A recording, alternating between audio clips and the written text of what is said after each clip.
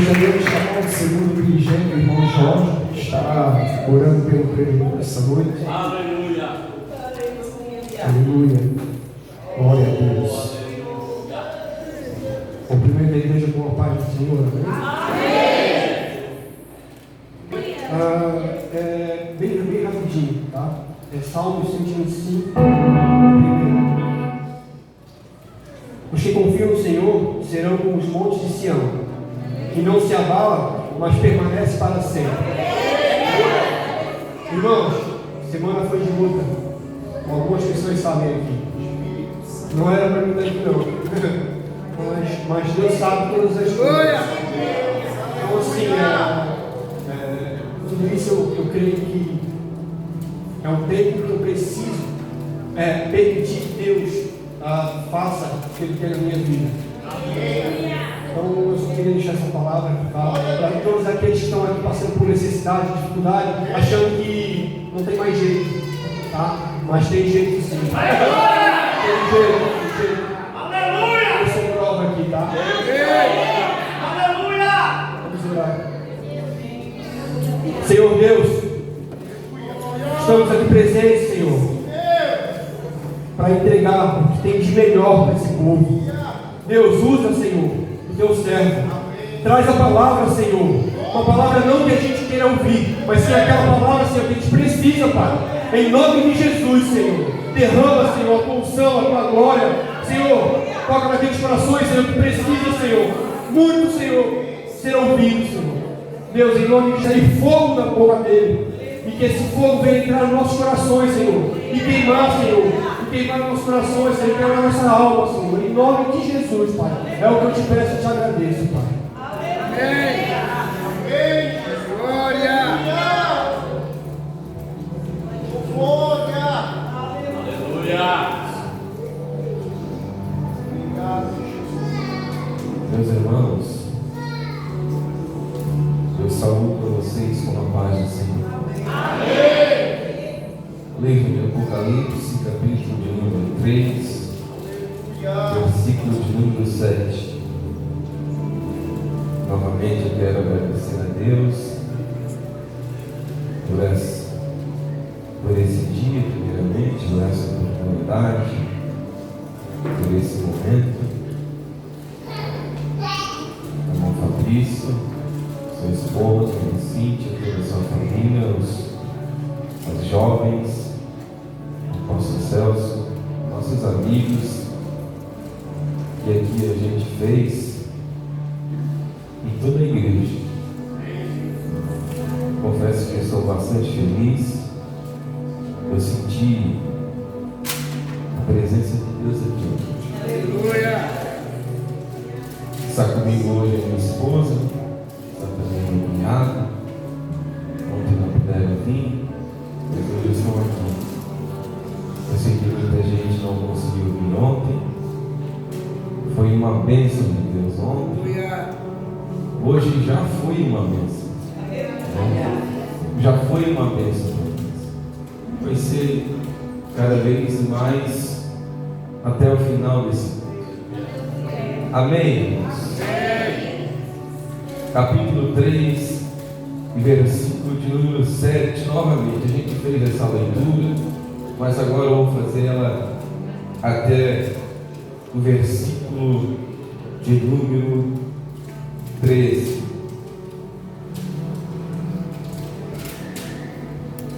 Se você quiser se colocar de pé.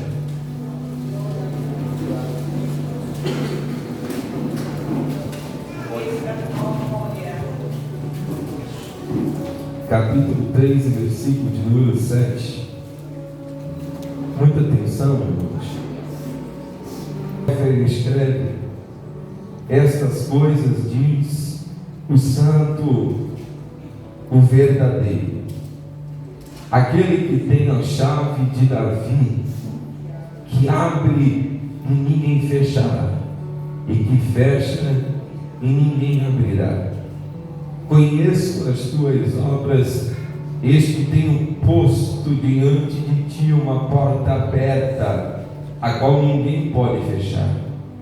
Sei que tens pouca força, entretanto guardaste a minha palavra e não negastes o meu nome.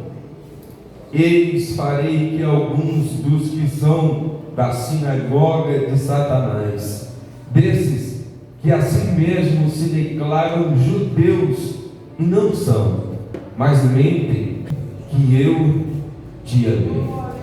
Versículo de número 10: porque guardastes a palavra da minha perseverança, também eu te guardarei da hora da provação que há de vir sobre o mundo inteiro, para experimentar os que habitam sobre a terra. Versículo 11: eu venho sem demora, conserva o que tens, para que ninguém tome a sua coroa. Ao vencedor falo-ei coluna no santuário do meu Deus, e daí jamais sairá. Gravarei também sobre ele o nome do meu Deus, o nome da cidade do meu Deus, a nova Jerusalém, que desce do céu, vinda da parte do meu Deus, e o meu novo nome. Quem tem ouvidos, ouça o que o Espírito diz às igrejas. Pode sentar em nome de Jesus.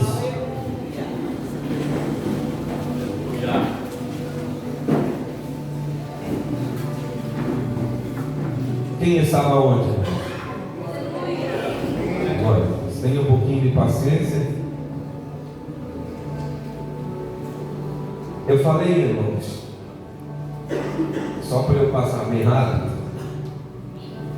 eu falei que João teve um trajeto difícil até ele escrever a carta.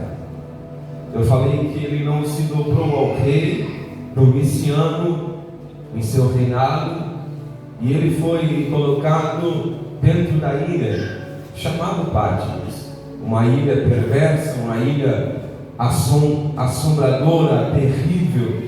Porém, João não negou o nome do seu mestre, Jesus Cristo. Por causa do Evangelho, ele sofreu, ele foi colocado diante da ilha, mas ele não negou o nome do Todo-Poderoso.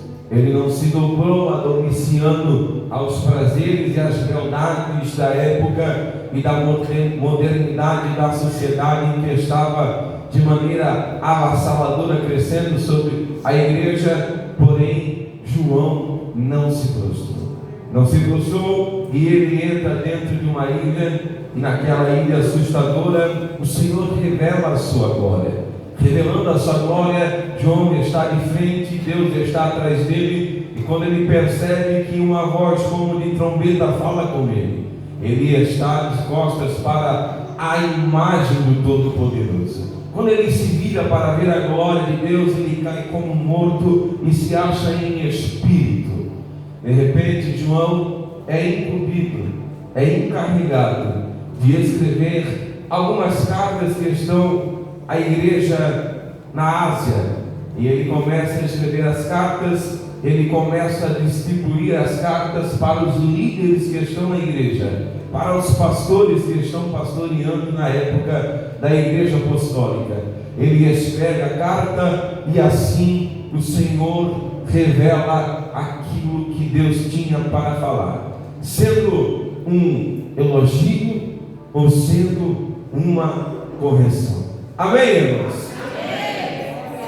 Agora João começa a escrever a carta, porque o período, como eu falei aos irmãos, era um período difícil, onde a modernidade tinha avançado, o mundanismo estava avançando de maneira avassaladora dentro da igreja, aonde eu falei aos irmãos que o rei na época coloca o nome daquela cidade de Filadélfia, que era uma homenagem ao seu irmão, que significa irmandade, significa fraternidade. Poderia ter os deuses para eles adorarem, poderiam adorar a Deus o Todo-Poderoso, Porém, no final das contas, todo mundo teria que amar um ao outro e teria que respeitar as suas religiões e teriam que juntar aos deuses e fazer com que eles se sentissem mesmos diante de uma prateleira e que não tenha nenhum maior, nenhum melhor. E todos adoravam aqueles ídolos perante um império idólatra e no final das contas estavam adorando um pouquinho Deus, estavam adorando um pouquinho aos outros deuses, e assim a igreja estava entrando em colapso, estava se desviando da vontade de Deus. João começa a carta escrevendo, e ele escreve no capítulo de número 7, ao anjo da igreja em Filadélfia, escreve: estas coisas diz o santo, o verdadeiro, aquele que tem a chave de Davi, irmãos. Isso eu não retratei aos irmãos, porque eu parei somente no versículo de número 1.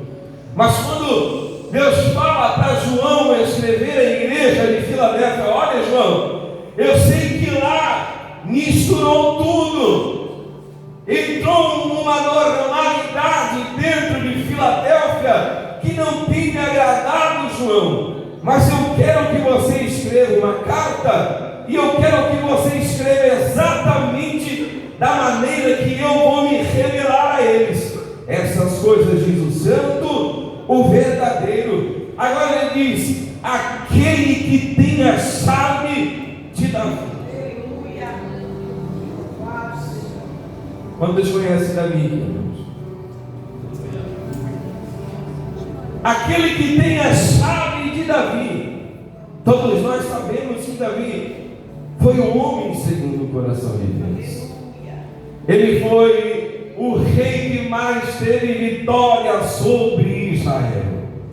Foi o rei querido por todos, respeitado por todos, amado por todos.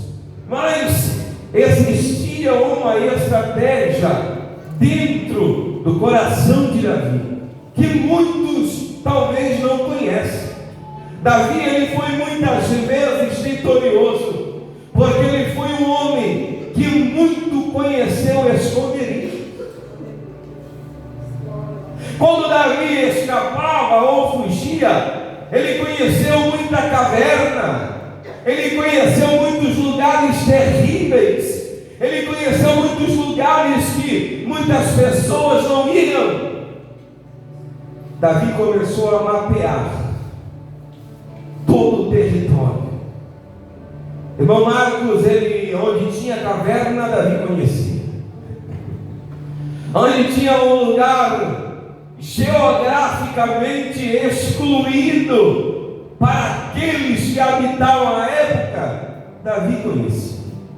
Davi conheceu geograficamente todo o seu território de guerra.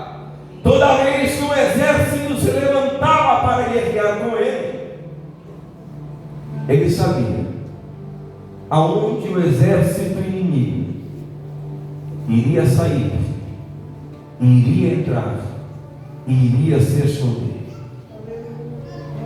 Mediante a isto, temos uma ideia de que Davi era um homem que dominava territórios. Aí quando João declara, quando Deus declara, João, olha, faz o seguinte, João, escreve à igreja que quem está falando agora é o santo, é o único, é o verdadeiro. Mediante aos deuses que estão naquela prateleira, só existe um santo, só existe um verdadeiro. Mediante a esta normalidade de adoração aos outros deuses, só existe um, João, que é santo e que é verdadeiro. E eu tenho visto que a minha igreja tem perdido a força, João. Mas diga para ela que eu vim da linhagem de Davi. Eu vim da linhagem de Davi. Outra, eu tenho a chave de Davi, porque chave simboliza autoridade.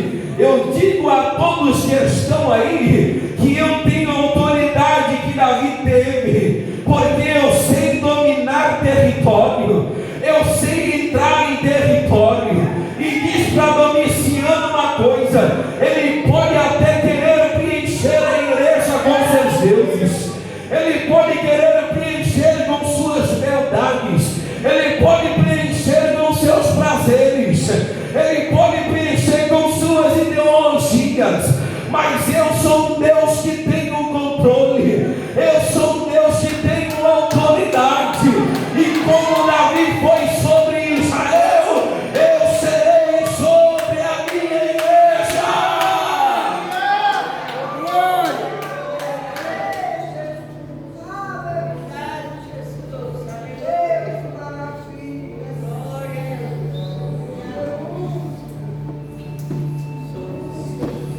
Dentre as ideologias que querem atrapalhar a igreja, dentre doutrinas diabólicas que querem se infiltrar na igreja, dentre tantas ideologias sendo implantadas por governantes e políticos que querem atingir a igreja, isso não está começando agora. O espírito do abortismo, isso não começou agora. Isso já começou na era apostólica, na igreja primitiva, mas sempre se infiltrou na igreja por causa da fraqueza da mesma. Ela sempre entrou e teve uma participação quando a igreja estava saindo da direção de Deus.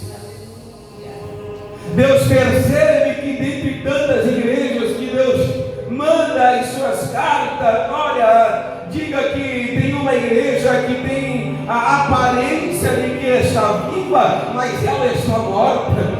Diga para uma igreja que se diz rica, que se diz poderosa, que para mim a riqueza dela é o comparado com um lixo, porque para mim mais valia que fosse frio, que fosse quente, mas eu não quero morno, do morno eu sinto nojo. Dentro de tantas igrejas que Deus revela a sua autoridade, as suas palavras, Deus está dizendo à igreja de Filadélfia assim: olha, o rei que vocês estão aí sofrendo a opressão, ele quer tirar a presença minha do templo, do altar de Deus. Eles querem preencher os seres humanos e a sociedade que me busca de todo o coração com seus bel prazeres, com as suas concupiscências da sua carne. Diga a ele que ele vai ter que parar por aí, porque agora eu me levantei com autoridade e estou dizendo: só existe um Deus, só existe um caminho, só existe uma santificação, só existe uma adoração, só existe um caminho certo, e este é o Todo-Poderoso.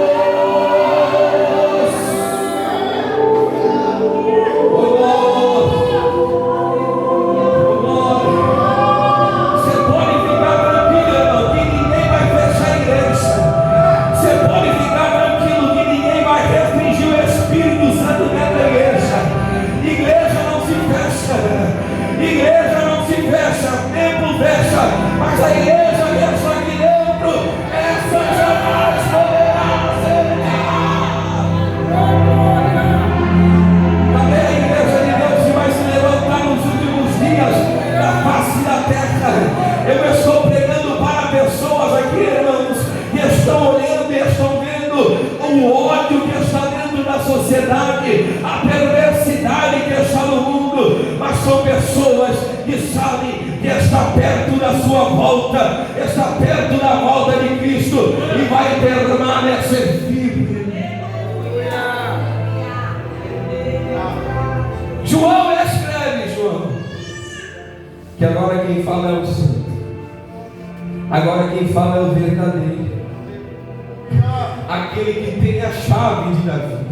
Pastor Celso, é aquele que tem autoridade de Davi. Eles falavam assim, porque somente assim aqueles judeus pervertidos, aqueles judeus desviados, aquele povo iria entender o porquê Deus estava falando a chave de Davi, porque era a autoridade que Davi tinha para ganhar território.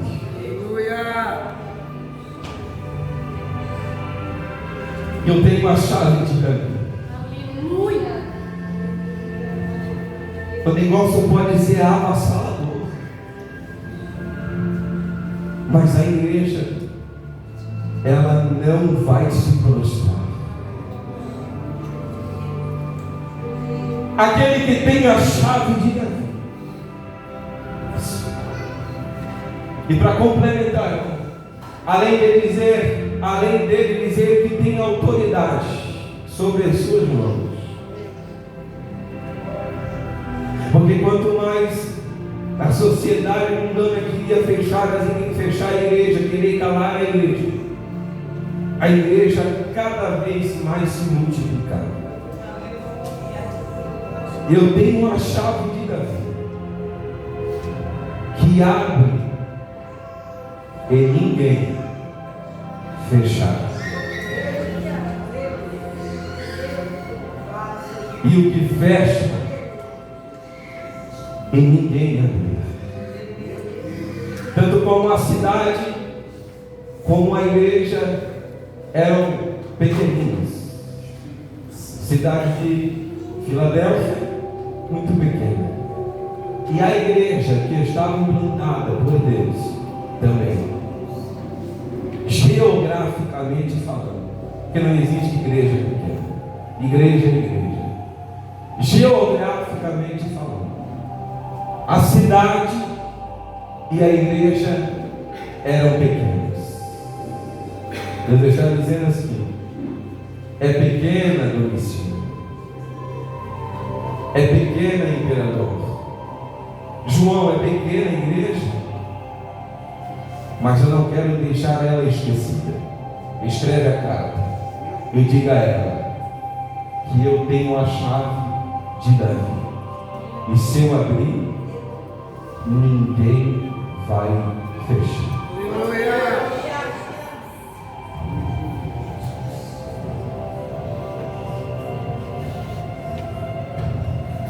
Está se preocupando com o tamanho ainda, irmãos?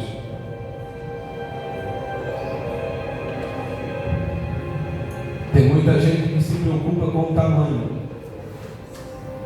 Tem gente que se preocupa com o tamanho geográfico. Mas Deus é um Deus que levanta os pequenos. Dentre tantas igrejas na Ásia, João, eu não deixarei Filadélfia para trás. Eu sei que lá tem gente que me adora de verdade.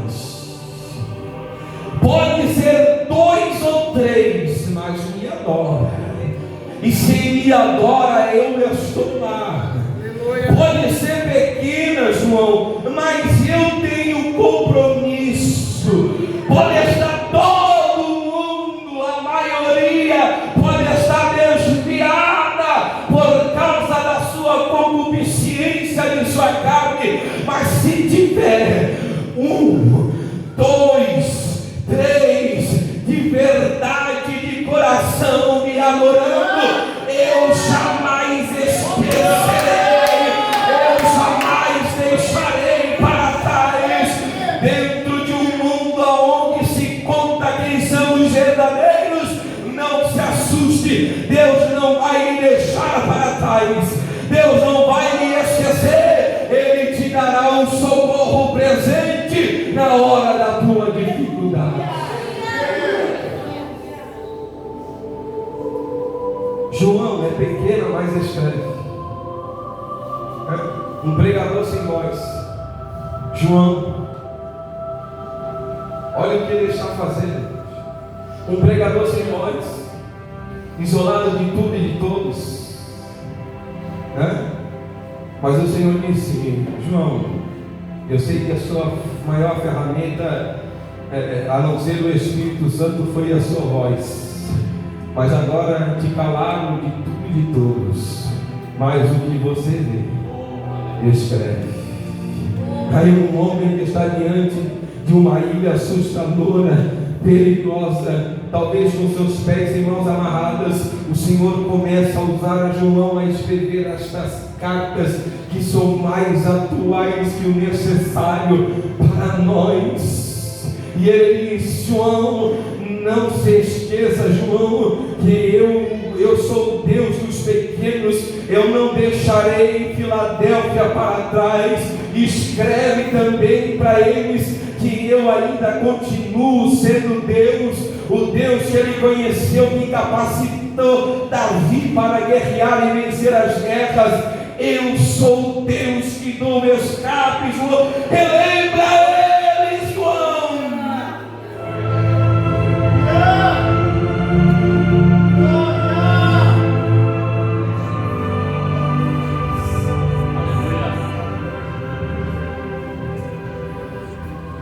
Ninguém fecha, ninguém abre.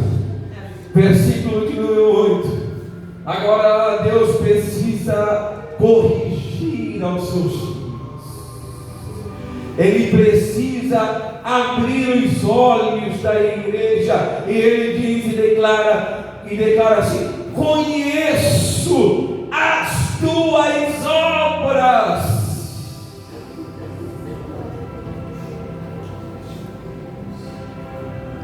Filadélfia, eu conheço as tuas obras.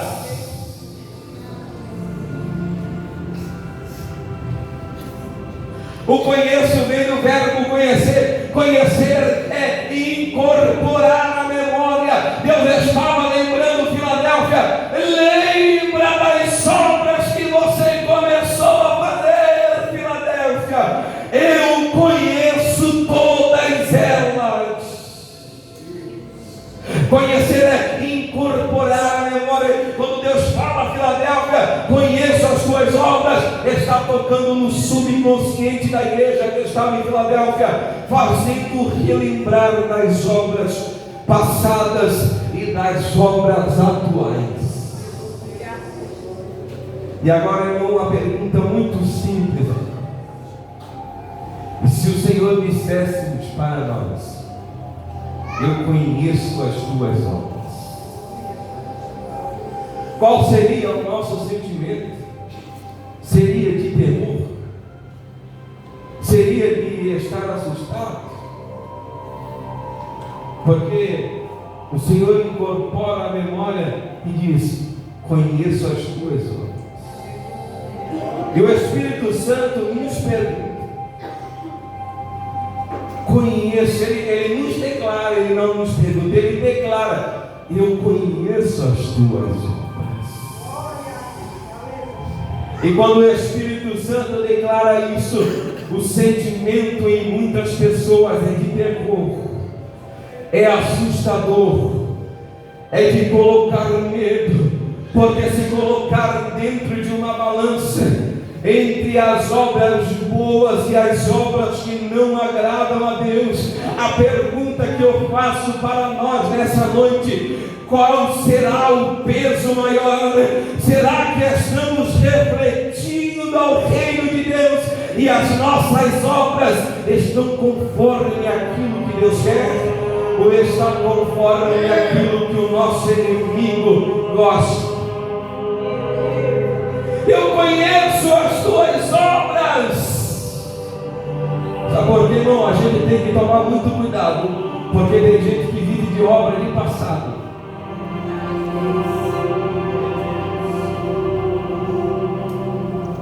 A gente tem que tomar muito cuidado, porque a gente vive de obras do passado. Senhor, porque eu fiz.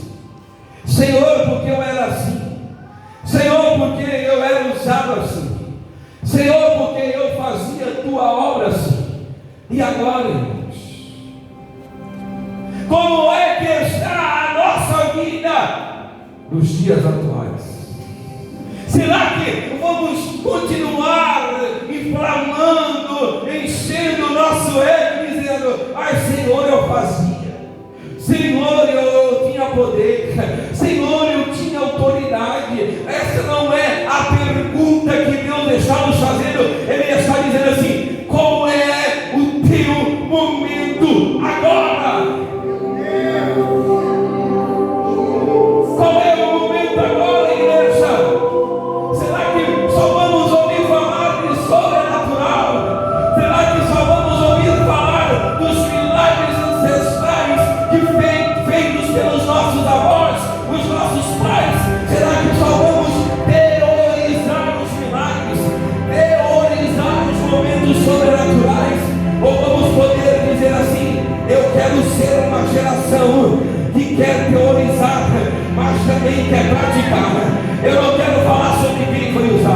Eu quero ser usado. Eu não quero falar sobre quem fez. Eu quero fazer. Eu não quero falar sobre quem operou. Eu quero operar a glória de Deus. Deixa o seu passado para trás. O Senhor está lhe alertando e lhe dizendo: eu quero saber agora. Porque Ele diz: venho sem demora. E não tem tempo, irmãos, para pensar, para refletir se é tempo ou não é. Deus está dizendo: passado eu sei que você fez, mas eu quero saber agora. Eu quero você agora. Eu quero você por inteiro. Eu quero operar agora.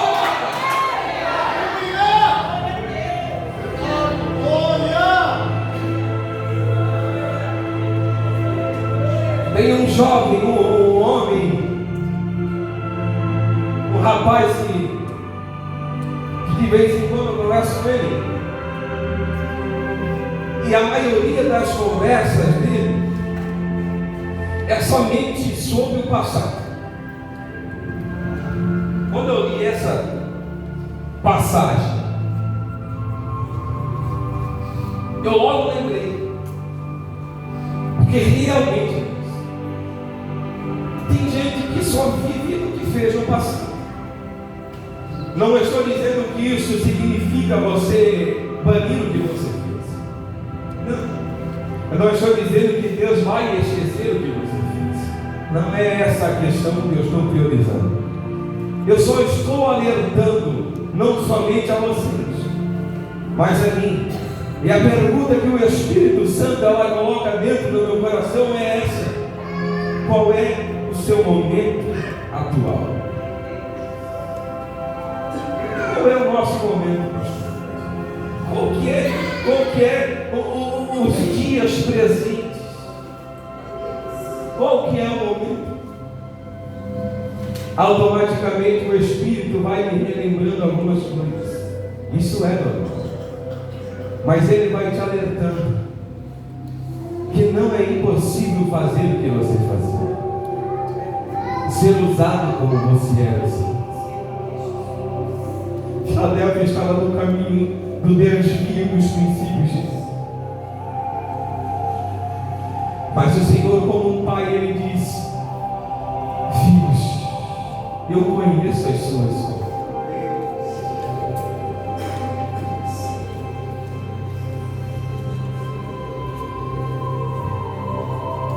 Eu conheço o que vocês fizeram.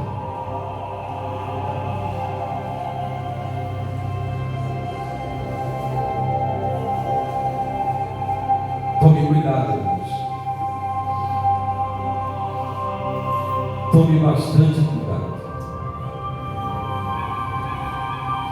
O Senhor não só conhece, não só conheceu, como Ele sabe. Como Ele se revelou a João com olhos de fogo, e estou revelando a sua onisciência. Ele conhece todas as coisas. A gente pode esconder de tudo e de todos, mas o Senhor conhece. Não estou dizendo para você que a obra somente é Senhor, porque eu tenho autoridade.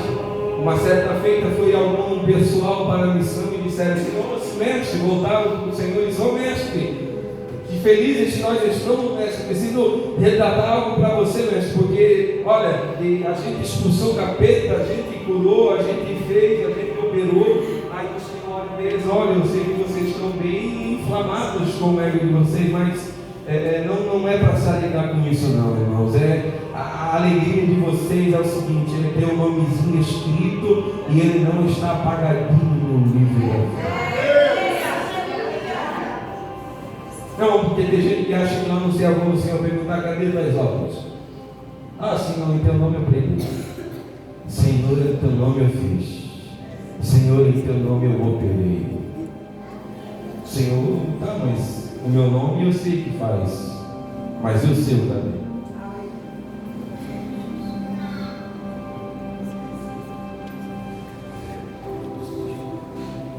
Obras, Cuide da sua família. Cuide da sua casa. Quer ganhar o mundo inteiro, mas está perdendo a casa. Família é obra constituída por Deus.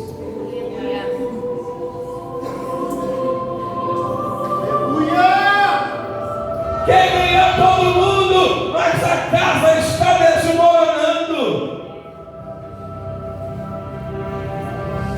Gravador e eu tirei medo de calar a sua e o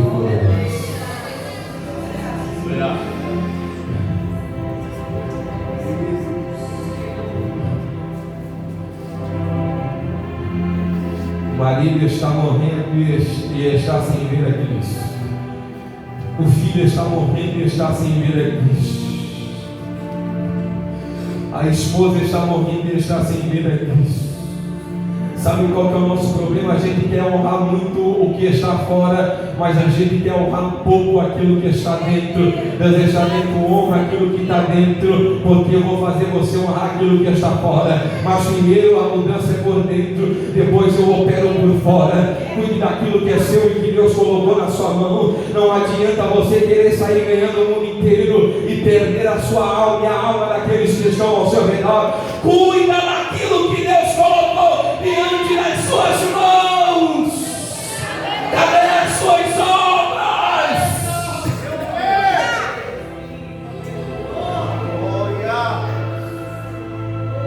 Eu conheço as tuas obras, mas eles têm um posto diante de ti, uma porta aberta. Deus está dizendo: eu conheço as suas obras, eu incorporo a memória de vocês e eu faço vocês lembrar que as obras atuais de você não estão de acordo com o que vocês viram diante da minha plenitude, mas ainda eu tenho um escape, porque eu coloco uma porta aberta diante de vocês.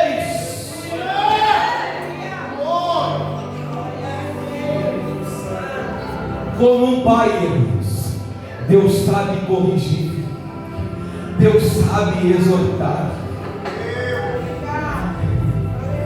E quando um pai corrige, quando já não há uma escapatória para o seu filho e ele percebe que está errado, o pai diz: mas eu sei, meu filho, agora vê se aprende a fazer, vê se toma cuidado, vê se presta atenção. Eu sei que vocês erraram, eu sei que vocês se desviaram, eu sei que prestaram adoração a outros, mas ainda eu tenho alguém aí dentro e ainda eu tenho uma porta para vocês. E essa porta ninguém pode fechar. Eu também sei. Olha o reconhecimento de um pai aos seus filhos. Ele reconhece o filho. Ele diz: eu também sei que vocês têm pouca força.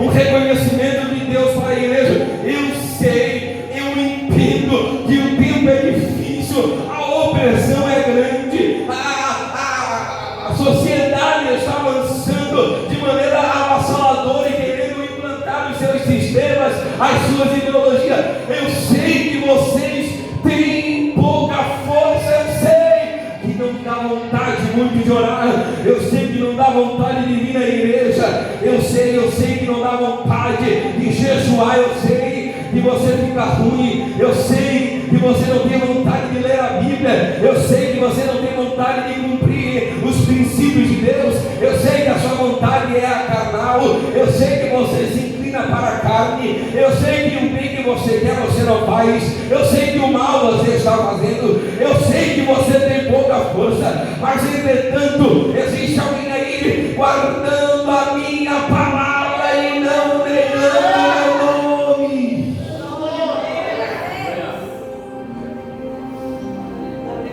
Eu sei que vocês têm pouca força.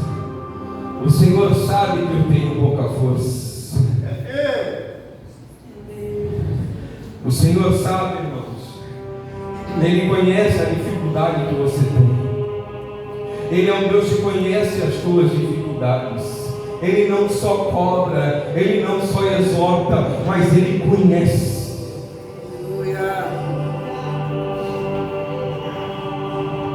O Senhor conhece a vontade O Senhor conhece o interior dos jovens, dos adolescentes, dos adultos, das pessoas mais de idade. O Senhor sabe qual é a debilidade de cada um. E o Senhor está dizendo: eu sei que tem poucas forças, mas eu faço um pedido: guarda a minha palavra. Se você fizer isso, você só vai crescer. Davi diz assim: guardei a tua palavra onde? No meu coração. Para quê? Para eu não pecar contra ti. Leia a palavra. Não só leia, ore, busque, jejue, e o Senhor lhe revelará coisas sobrenaturais. Porque coisa ruim, irmão, é quando alguém não sente mais a presença do Espírito Santo. Se coloque de pé nessa mesma atenção que você está, nessa mesma atenção que você está. Glória! Eu não cheguei na metade, irmãos. Aleluia, Deus! Luta. Glória! Eu sei que a força é pouca. Quando Davi achava, irmãos, por favor, dê sua atenção. Quando Davi estava prestes a perder tudo, e a presença do Espírito Santo, ele disse: Senhor, pode me tirar tudo, só não retires de mim o teu Espírito. Eu conheço as suas obras e eis que tenho posto em ti uma porta aberta, a qual ninguém pode fechar. Sei que tem pouca força, entretanto guardastes a palavra e não negastes o meu nome. Eis que fareis alguns dos que são da sinagoga de Satanás. Escuta isso aqui, irmãos. Eis que fareis que alguns dos que são da sinagoga de Satanás, desses que a si mesmos se declaram judeus e não são. Aqueles que se dizem conhecer a lei. João escreve à igreja que tem alguém lá que se diz conhecedor, se diz conhecer. Diga a eles que eles não me enganam, porque conhecem, mas não praticam. Conhecem, mas não fazem. Sabem, mas não cumprem. Tem a palavra na mão, mas não obedecem. Esses que estão enganando, esses aí são os mais perigosos. Esses que se dizem perante ao grupo, que se dizem perante a sociedade serem meus servos, mas não são. Dizem conhecer a minha palavra, mas não conhecem.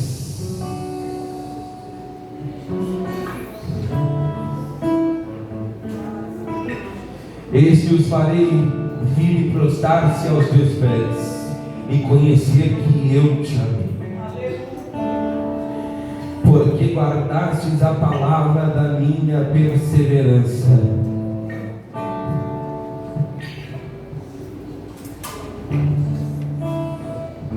Agora Deus retrata o cenário final.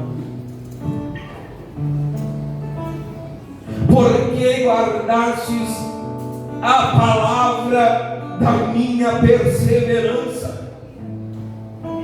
Achamos que guardar é algo tão fácil de se obter, ou tão normal de se ler e entender. Mas guardar é preservar. Só se preserva algo quando se gosta daquilo. Só se cuida de algo quando gosta daquilo. Guardar e perseverar vem de ser fiel. E fiel nada mais é do que não ter relações amorosas, a não ser com aquele que firmou o compromisso. Ai, ai, ai. Guardar é perseverar, é conservar. Conservar é ser fiel com aquilo que foi designado a guardar. Ser fiel é não manter relação amorosa, é não trocar a relação, o cuidado, senão com aquele que firmou um compromisso. Eu preguei a igreja onde que a igreja estava tendo um relacionamento com os outros deuses e tendo uma fé com Deus. Se relacionava com os outros deuses e tinha uma fé com Deus. Não estavam sendo fiel, mas lá dentro tinha uns. E por causa desses uns que foram fiéis, que somente se relacionaram com Deus, somente se relacionaram com o noivo, aqueles que manteram a sua fidelidade. Fidelidade é ser fiel e ter maturidade para entender, como o apóstolo Paulo diz: olha, eu tenho maturidade e sei que eu sou noiva do noivo, e eu sei que mesmo na doença eu estou com ele, mesmo na pobreza, mesmo na pobreza eu estou com ele, mesmo na dificuldade eu estou com ele. Eu estava dizendo na Filadélfia: olha, tem muita gente que se desviou, mas tem gente lá que mesmo na doença continuou me adorando. Tem gente lá que mesmo sem plantação continuou me adorando. Enquanto adoravam Deus da plantação, tinha alguns que não tinham plantação e estavam me adorando. Mesmo na dificuldade estavam me adorando. Não adoraram o Deus da prosperidade, não adoraram o Deus da chuva, nem o Deus do céu, do sol, mas adoraram somente ao Deus de Israel. E é por causa desses que foram fiéis, porque eu vou livrar aqueles que estão guardando a palavra da minha perseverança. O Senhor está dizendo que em uma ideologia pré-tribulacionista, aqueles que se mantiveram fiel até o fim, como o apóstolo Paulo disse, e no ressoar da última trombeta, os mortos que estão em Cristo ressuscitarão, e nós que estamos vivos seremos arrebatados.